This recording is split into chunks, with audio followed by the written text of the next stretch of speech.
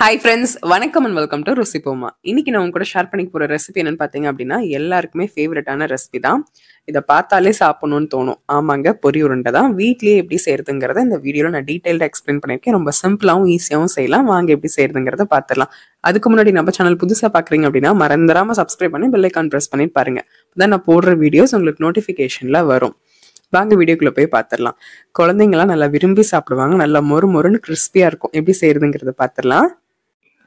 பொரி உருண்டை செய்யறது ரொம்ப ரொம்ப சிம்பிள்ங்க. யார் வேணாலும் செய்யலாம். பிகினர்ஸ் கண்டிப்பா செஞ்சு பாருங்க. ரொம்ப சிம்பிளாகவும் இருக்கும், ஈஸியாகவும் இருக்கும். பட் கரெக்டான பக்குவத்துல செய்யும் போது ரொம்ப நல்லா வரும்.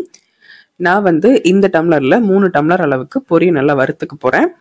ஆல்ரெடி பொரி நல்லா பொறுப்புருண்டா இருக்கும். பட் இப்ப மழை காலங்கிறனால நீங்க எப்ப பொரி உருண்டை செய்யறதா இருந்தாலும் லைட்டா கடாயை ஹீட் பண்ணிட்டு ஒரு 30 செகண்ட்ஸ் லோ ஃப்ளேம்லயே வச்சு நல்லா பொறுப்புருன்னு வறுத்துக்கோங்க. நம்ம இந்த மாதிரி செய்யும் போது பொரி உருண்டை நல்லா கிறிஸ்பா இருக்கும். டெஃபினட்டா இந்த ஸ்டெப்ஸை ஃபாலோ பண்ணிக்கோங்க. அடுப்பு வேகமா வச்சிட்டிங்கனாலும் அடியில அடி பிடிச்சிரும், கலர் சேஞ்ச் ஆயிடும். ஸோ லோ டு மீடியம் ஃப்ளேம்லேயே நல்லா ரோஸ்ட் பண்ணிக்கோங்க. பாருங்க எவ்வளோ அழுக்கு வந்திருக்குன்னு சொல்லிட்டு. நான் இன்னைக்கு 1 கப்பு வெல்லம் எடுத்திருக்கேன். அதுக்கு 3 கப் அளவுக்கு பொரி எடுத்திருக்கேன். எந்த கப்ல எடுக்கிறீங்களோ அதே கப்பு மெஷர் பண்ணிக்கோங்க. 1 கப் அளவுக்கு வெல்லம் எடுத்துக்கோங்க. 1 கப் வெல்லத்துக்கு 1/4 கப் அளவுக்கு தண்ணி கரெக்டா இருக்கும். நல்லா பாகு நல்லா கரையட்டும். வெல்லம் நல்லா கரைஞ்சு ஒரு பாகு பதத்துக்கு வரும் இல்லையா, அந்த மாதிரி டைம்ல பார்க்கலாம். வெல்லத்துல நிறைய மண் இருக்கும். ஸோ இதை நல்லா கரைஞ்சதுக்கு அப்புறமா உங்ககிட்ட நான் காட்டுறேன். வெல்லம்ல பாத்தீங்க அப்படின்னா 2 விதமா இருக்குங்க. ஒண்ணு இந்த வெளிர் கலர்ல இருக்கும், இன்னொன்று ரொம்ப டார்க் கலர்ல இருக்கும்.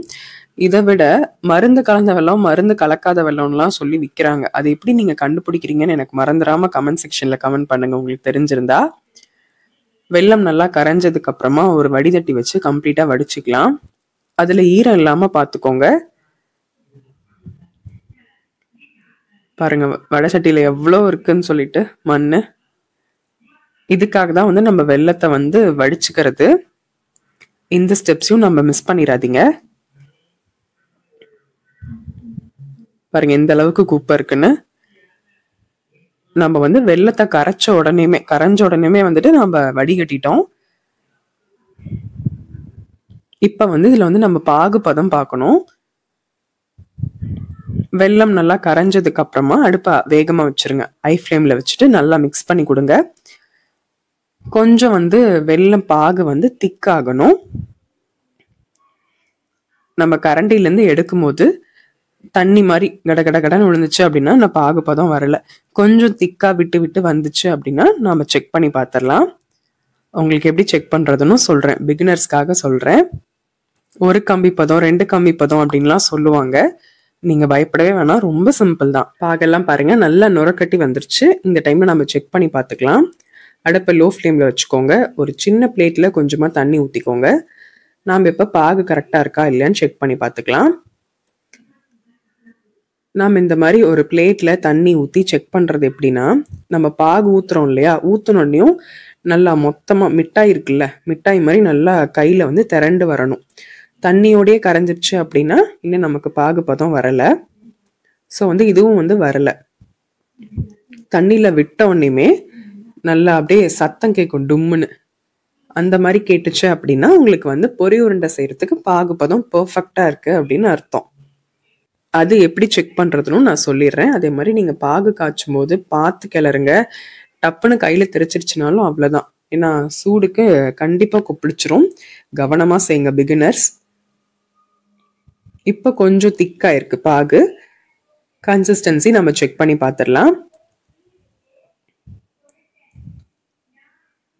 இந்த மாதிரி பிளேட்ல தண்ணி ஊத்திட்டு அப்படியே விரலால் எடுத்தீங்க அப்படின்னா ஈஸியா நமக்கு வரணும். அதே மாதிரி அந்த பாகை நல்லா மிக்ஸ் பண்ணாலும் நல்லா மிட்டாய் மாதிரி ஒன்று சேர்ந்துடணும். காலி தட்டத்திலையோ பிளேட்லயோ போட்டிங்க அப்படின்னா நல்லா சவுண்டு கிடைக்கும். அதுதான் பெர்ஃபெக்டான கன்சிஸ்டன்சி. பாருங்க நமக்கு இந்த மாதிரி உருட்டும் போது நல்லா ஈஸியா வருது. போடும்போது நல்லா சவுண்டு கேட்கும். இதுதாங்க பெர்ஃபெக்டான கன்சிஸ்டன்சி. இந்த டைம்ல நம்ம அடுப்பை ஆஃப் பண்ணிடணும். ஒருவேளை ஹை ஃப்ளேம்ல வச்சிட்டீங்க அப்படின்னா டக்குன்னு பாகு முருகி போயிடும். அந்த பாகுபதம் வந்தோடனேயுமே அடுப்பு ஆஃப் பண்ணிட்டு 1 ஸ்பூன் அளவுக்கு நெய் ஆட் பண்ணிக்கோங்க. நெய் போட்டு செஞ்சு பாருங்க, கடையில கொடுக்குற மாதிரி ரொம்ப டேஸ்டா இருக்கும். நெய் மிஸ் பண்ணிடாதீங்க. அடுப்பை ஆஃப் பண்ணிட்டு கைவிடாம நல்லா கிளறி விட்டுக்கோங்க. பொரி எல்லா பக்கமும் அந்த பாகு நல்லா மிக்ஸ் ஆகணும். கைவிடாம நம்ம கிளறதுல தான் இருக்கு. அதே மாதிரி பொரி உருண்டை பொறுத்த வரைக்கும் இன்னொரு முக்கியமான டிப்ஸ் இருக்குங்க. ரொம்ப சூடா இருக்கு, சரி ஒரு 5 மினிட்ஸ் கொஞ்சம் கை பொறுக்கிற சூடு வரட்டும் அப்படின்னு சொல்லிட்டு நீங்க வெயிட் பண்ணீங்க அப்படின்னா பொரி வந்து ஒன்னோட ஒண்ணு கலக்காது. அடுப்புல இருந்து எடுத்த உடனேமே நம்ம பொரி உருண்டை பிடிச்சாதான் நல்லா கிரிப்பா கிடைக்கும், கிறிஸ்பாவும் இருக்கும் சாப்பிடும்போது. கொஞ்சம் சூடு ஆறட்டும் அப்படின்னு சொல்லிட்டு வச்சிட்டீங்க அப்படின்னா எல்லாம் வந்து விரைச்ச மாதிரி ஆயிடும், ஒன்னோட ஒண்ணு மிக்ஸ் ஆகாது.